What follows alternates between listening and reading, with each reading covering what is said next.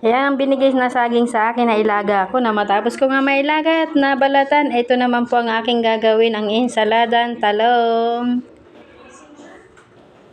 Napakasarap po ng insaladang talong, kapartner po ng bangus na daing. Yan po ang aking tanghalian. At saka matapos nga pala doon sa nakapagbalat na din ako ng pipino. At yan nga po yung saging at saka yung bangus na dinaing.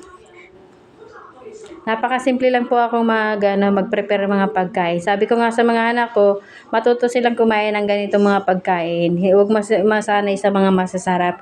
Kaya kahit papaano, nagugusto naman nila ng aking anak ang aking mga ginagawang mga niluluto.